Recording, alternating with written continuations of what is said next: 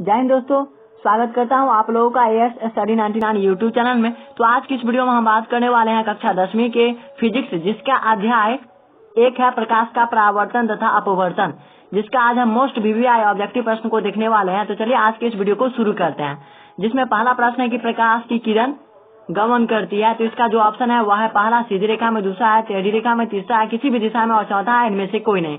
तो इसका जो सही उत्तर है वह है ऑप्शन ए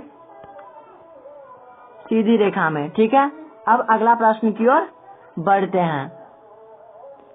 अगला प्रश्न है कि प्रकाश का वेग न्यूनतम होता है। तो इसमें जो ऑप्शन है वह है पहला निर्वात में, दूसरा है जल में और तीसरा है वायु में और चौथा है कांच में। तो इसका जो सही उत्तर है वह है ऑप्शन डी कांच में। कांच में क्या होता है, प्रकाश का वेग सबसे कम होता है और निर्वात में सबसे ज्यादा होता है। ठीक है, याद रख लीजिएगा। ठीक है, अब अगला प्रश्न की ओर बढ़ते हैं। अगला प्रश्न है कि मोटर गाड़ी के चालक के सामने लगा रहता है। क्या लगा रहता है? तो इसका ऑप्शन है समतल दर्पण, दूसरा है उत्तल दर्पण, तीसरा है अवतल दर्पण और चौथा है उत्तल लेंस। तो इसका जो सही उत्तर है वह है ऑप्शन बी उत्तल दर्पण लगा रहता है। ठीक है, क्या लगा रहता है? तो उत्तल दर्पण लगा रहता है। ठीक है, अब अगला प्रश्न की ओर बढ़ते हैं। अगला प्रश्न है कि मोटर कार के हेडलाइट में किसका उपयोग किया जाता है? तो इसका ऑप्शन है समतल दर्पण पहला और दूसरा ऑप्शन है उत्तल दर्पण, तीसरा ऑप्शन है अवतल दर्पण और चौथा ऑप्शन है उत्तल लेंस। तो इसका जो सही ऑप्शन है वह है ऑप्शन सी अवतल लेंस का इस्तेमाल किया जाता है। ठीक है, अब अगले प्रश्न की ओर बढ़ते हैं।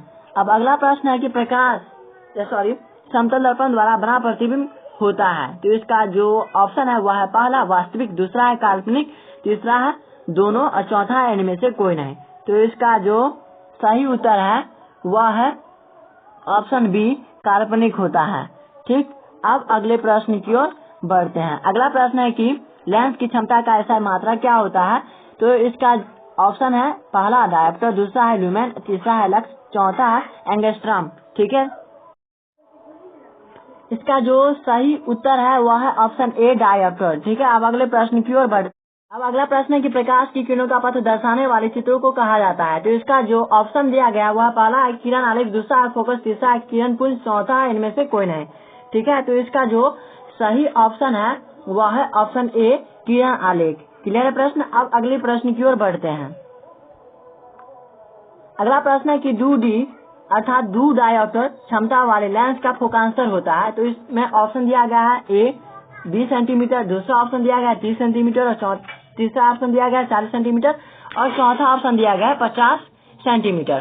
तो इसका जो सही ऑप्शन है वह है ऑप्शन डी 50 सेंटीमीटर। ठीक है, अब अगले प्रश्न की ओर बढ़ते हैं। अगला प्रश्न है कि किसी उत्तल लेंस का फोकांतर 50 सेंटीमीटर है तो उसकी क्षमता होगी। तो इसका जो ऑप्शन दिया गया वह है पहला +50D, दूसरा है -5D, तीसरा है -2D, चौथा है +2D।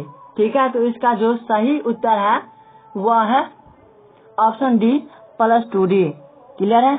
अब अगले प्रश्न की ओर बढ़ते हैं। अगला प्रश्न है कि प्रकाश के किरणों के समूह को कहा जाता है। तो इसमें ऑप्शन दिया गया पहला प्रकाश, तो दूसरा दिया गया किरण पुंज, तीसरा दिया गया प्रदीप्त और चौथा दिया गया है प्रकीर्णन। तो इसका जो सही उत्तर है वह है ऑप्शन बी किरण पुंज। ठीक है, अब अगले प्रश्न की ओर बढ़ते हैं। अगला प्रश्न है कि उत्तल लेंस की क्षमता होती है। तो इसमें ऑप्शन दिया गया ऋणात्मक, दूसरा ऑप्शन दिया गया धनात्मक और तीसरा ऑप्शन दिया गया ए और बी दोनों और इनमें चौथा ऑप्शन दिया गया इनमें से कोई नहीं। तो इसका जो सही उत्तर है वह है ऑप्शन बी धनात्मक होता है। ठीक है, अब अगले प्रश्न की ओर बढ़ते हैं। अगला प्रश्न है कि अवतल लेंस की क्षमता क्या होती है? ठीक है, या क्षमता होती है क्या, इसमें पूछ रहा है। तो इसका ऑप्शन दिया गया है ए ऋणात्मक, दूसरा धनात्मक और तीसरा ए और बी दोनों। ठीक है, और चौथा इनमें से कोई नहीं। तो इसका जो सही ऑप्शन है वह है ऑप्शन ए ऋणात्मक। ठीक है, अब अगले प्रश्न की ओर बढ़ते हैं। अगला प्रश्न है कि अवतल लेंस की क्षमता क्या होती है? तो ऋणात्मक। ठीक है, अगला प्रश्न है कि उत्तल लेंस को कहते हैं। तो इसका जो सही ऑप्शन है वह अभिसारी लेंस भी कहते हैं। ठीक है, ऑप्शन ए इसका सही उत्तर है। अब अगले प्रश्न की ओर बढ़ते हैं। अगला प्रश्न है कि अवतल लेंस को कहते हैं, क्या कहते हैं? तो इसका जो सही ऑप्शन है वह है ऑप्शन सी अर्थात अभिसारी लेंस कहते हैं। ठीक, अब अगले प्रश्न की ओर बढ़ते हैं।